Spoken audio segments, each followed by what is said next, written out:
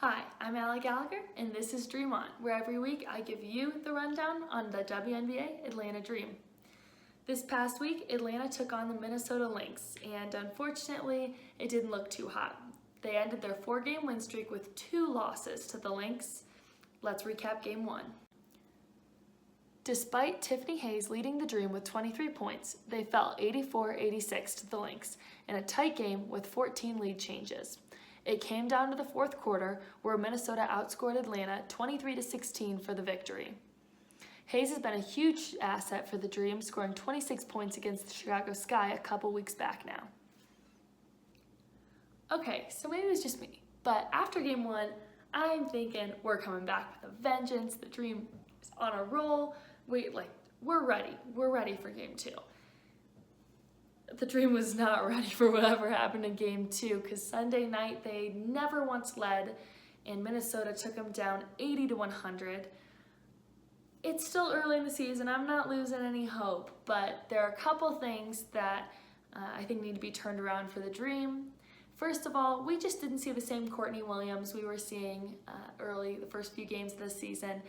When we talked about her game against Liberty, she had 31 points. In 2 games, Minnesota held her to under that. She scored 15 in Game 1 and 13 in Game 2. So whatever they were doing, it was working on that side of the ball with Courtney Williams.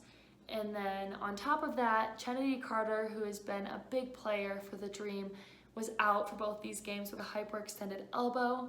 So that's just unfortunate. She's 92% from the free throw line this season and averages about 16 points a game. So she's a great asset, but unfortunately didn't get to see her in action.